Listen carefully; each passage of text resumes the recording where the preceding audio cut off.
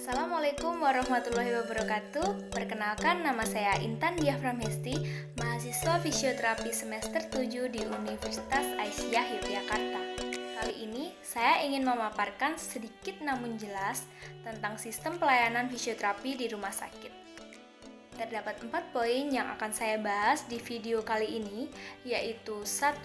Landasan hukum fisioterapi ketika praktek di rumah sakit. 2. Yaitu pembahasan tentang sistem kredensial fisioterapi dan kewenangan klinis di rumah sakit. Lalu 3. Yaitu pelayanan fisioterapi pada pasien COVID-19. Keempat, yaitu pilihan karir sesuai minat pribadi. Pembahasan pertama, yaitu tentang landasan hukum pelayanan fisioterapi di rumah sakit. Terdapat 3 dasar atau 3 landasan, yang mana ketiganya ini sama-sama membahas tentang peraturan atau sistem standar pelayanan fisioterapi.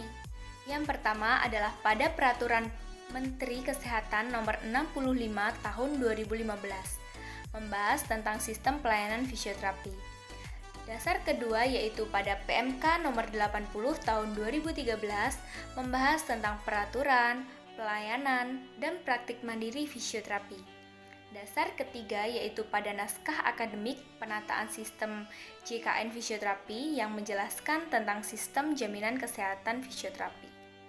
Dasar pertama dan kedua yaitu pada PMK nomor 65 tahun 2015 dan PMK nomor 80 tahun 2013 menjelaskan apa itu fisioterapi. Fisioterapi adalah suatu layanan kesehatan yang bertujuan untuk mengembangkan, memelihara, dan memulihkan gerak serta fungsi tubuh manusia sepanjang rentang kehidupan, menggunakan penanganan secara manual, peningkatan gerak dengan menggunakan peralatan baik itu fisik, elektroterapeutis, dan mekanis, serta bisa juga untuk melatih fungsi dan komunikasi kepada pasien. Kemudian, apa itu fisioterapis? Fisioterapis adalah setiap orang yang telah lulus pendidikan fisioterapi sesuai dengan ketentuan peraturan perundang-undangan. Pelayanan kesehatan tersebut berupa promotif, preventif, kuratif, maupun rehabilitatif yang dilakukan oleh pemerintah daerah, bahkan oleh masyarakat. Di sini juga dijelaskan bahwa fisioterapis adalah tenaga kesehatan yang mandiri dan tidak diintervensi oleh tenaga kesehatan lainnya, termasuk dokter rehab. Kemudian, dasar ketiga yaitu pada naskah akademik penataan sistem JKN fisioterapi dijelaskan bahwa fisioterapi adalah pelayanan kesehatan yang ditujukan kepada individu atau kelompok untuk mengembangkan, memelihara, dan memulihkan gerak dan fungsi tubuh sepanjang rentang kehidupan manusia dengan menggunakan penanganan secara manual, peningkatan gerak, peralatan baik itu fisik, elektroterapeutis, dan mekanis, serta bisa juga untuk melatih fungsi dan komunikasi. Pembahasan kedua yaitu tentang sistem kredensial fisioterapi dan kewenangan klinis fisioterapi di rumah sakit. Kredensial adalah proses evaluasi terhadap fisioterapis untuk menentukan kelayakan pemberian kewenangan klinis. Sedangkan rekredensial adalah proses reevaluasi terhadap fisioterapis yang telah memiliki kewenangan klinis untuk menentukan kelayakan pemberian kewenangan klinis tersebut. Dengan begitu, kredensial berbicara tentang lingkup kewenangan yang dimiliki oleh seorang fisioterapis. Hasil akhir dari proses kredensial ini yaitu diberikannya surat penugasan klinis oleh direktur sesuai dengan jenjang klinis fisioterapi tersebut. Pembahasan tentang landasan hukum sudah, tentang sistem kredensial fisioterapi juga sudah. Sekarang kita bahas tentang bagaimana sih pelayanan fisioterapi di masa pandemi seperti ini. Karena seperti yang sudah kita ketahui bahwa fisioterapi terjun langsung dalam penanganan pasien COVID-19, khususnya dalam penanganan sistem kardiovaskuler dan kardiopulmoner.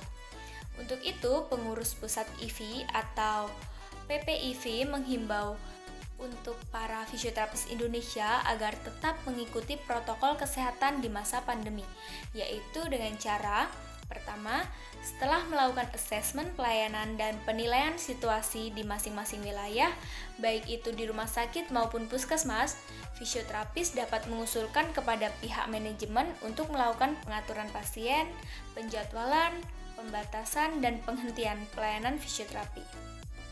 Kedua yaitu gunakan APD dan prosedur keamanan pelayanan sesuai pedoman pelayanan fisioterapi, yaitu dengan tetap menjaga kebersihan tangan dengan cara sering-sering mencuci tangan. Kemudian, hindari menyentuh hidung, mulut, dan wajah ketika sedang menerima pasien. Hal itu berlaku juga kepada pasien. Juga tetap menjaga kebersihan peralatan, untuk itu selalu sedia disinfektan. Ketiga yaitu menghentikan kegiatan pelayanan di luar klinik atau di rumah sakit. Keempat yaitu melakukan edukasi kepada masyarakat untuk tetap menjaga kesehatan dan melakukan latihan atau exercise di rumah aja. Berikut akan saya tampilkan contoh exercise yang bisa kita lakukan di rumah aja.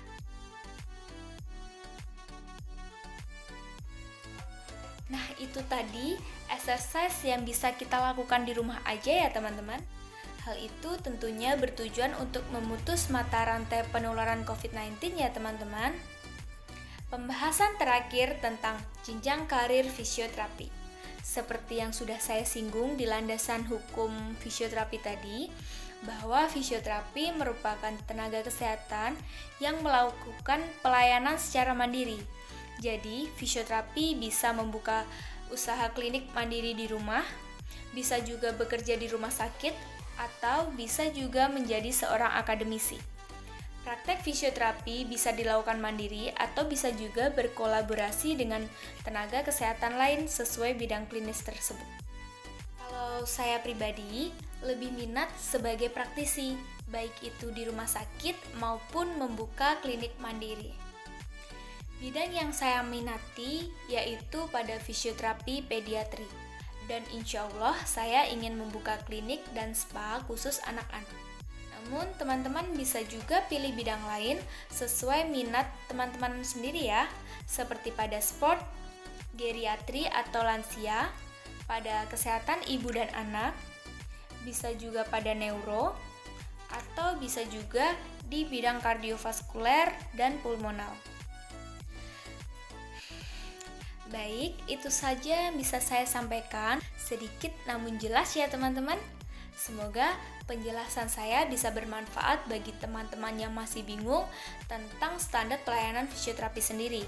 Atau bisa juga untuk teman-teman yang belum tahu tentang fisioterapi itu apa, karena sudah ada landasan hukum yang saya jelaskan tadi.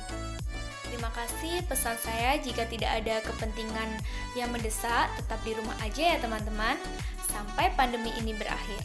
Semoga kita sehat selalu, sampai bertemu di video selanjutnya. Assalamualaikum warahmatullahi wabarakatuh.